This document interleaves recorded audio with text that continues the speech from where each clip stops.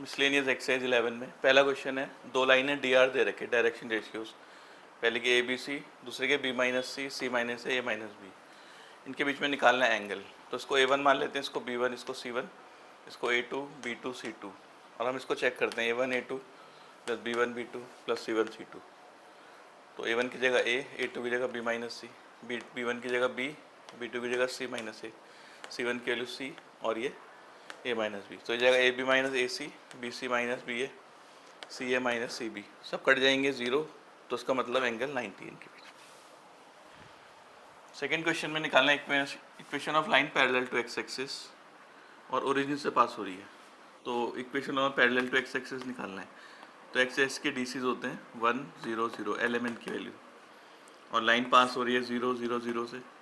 तो इक्वेशन का formula x minus x1 upon L, y minus y1 upon M, z minus z1 upon N और lambda. तो 0 0 0 रख देंगे, नीचे 1 0 0। तो x upon 1, y upon 0, z upon 0 equals to lambda. Question 3 में दो लाइंस दी है, x minus 1 upon minus 3, y minus 2 upon 2 के, z माइनस 3 अपॉन 2, और सेकेंड लाइन दी है x माइनस 1 अपॉन 3 के, y minus 1 upon 1, z minus 6 upon minus 5। ये दोनों लाइन परपेंडिकुलर हैं और k की वैल्यू निकालनी है। तो A1 हो जाएगा -3, B1 हो जाएगा 2 के, C1 हो जाएगा 2, और A2 हो जाएगा 3 के, B2 1, C2 माइनस 5। तो परपेंडिकुलर की कंडीशन ये A1 A2 plus B1 B2 plus C1 C2 0, इनकी वैल्यू रख देंगे -9 के प्लस 2 के -10 इक्वल्स टू 0। तो -7 के इक्वल्स टू 10, के की वैल्यू -10/7। क्वेश्चन 4 में दो इक्वेशन दिए हैं, वेक्टर फॉर्म की ये लाइन, और इनके बीच में शॉर्टेस्ट डिस्टेंस निकालना है। तो r equals to a plus lambda B. तो a की वैल्यू ये हो जाएगी A1, b की वैल्यू ये B1, इसी तरह ये A2 और ये B2। तो पहले हम B1 क्रॉस B2 निकालते हैं। लिखते हैं IJ के, फिर इसके लिए 1 -2 2 और 3 -2 -2। इसे एक्सपेंड कर लेते हैं, I लिख के 4 + 4, माइनस J में ये गई लाइन -2 -6, और K के लिए -2 + 6, 8I 8J 4K। इसका मैग्नीट्यूड निकाल लेते हैं, 64 + 64 + 16 144, इसका रूट हो गया 12। अब निकालते हैं A2 माइनस A1, A2 से A1 को माइनस कर देते हैं।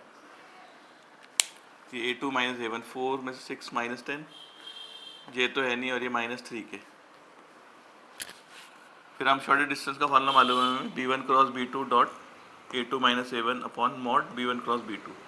तो B1 क्रॉस B2 की वैल्यू रख दी है, और A2 माइनस A1 की वैल्यू ये रख दी। नीचे है 12, उसका मॉड है 12।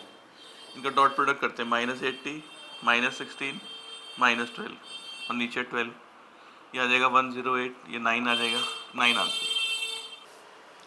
फिफ्थ क्वेश्चन में लाइन निकालनी है और वो पास हो रही है इस पॉइंट से, वेक्टर इक्वेशन निकालनी है, और ये परपेंडिकुलर है दो लाइन के। तो जिस लाइन की इक्वेशन हमें निकालनी है उसके DRM मान लेते हैं ABC, और इस लाइन के DR हैं A1 3, B1 -16, C1 7।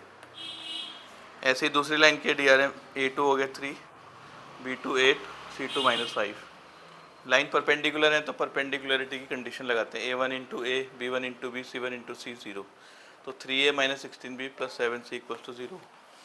ऐसे ही वो लाइन जो है इसके ही परपेंडिकुलर है, तो A2A B2B C2C 0। तो 3A + 8B - 5C equals to 0। अब इनको सॉल्व करते हैं क्रॉस मल्टीप्लिकेशन मेथड। पहले B के कोफिशिएंट लिखते हैं -16 और 8 यहाँ पर, फिर C के लिखते हैं 7 और -5, फिर A के लिखते हैं 3 और 3, फिर से B के लिखते हैं -16 8, फिर लिखते हैं A अपॉन ये, इन दोनों को मल्टीप्लाई करना है 80 -8 7 × 56, फिर B के नीचे 7 × 3 21 -15 तो +15, फिर C के नीचे 3 24 -48।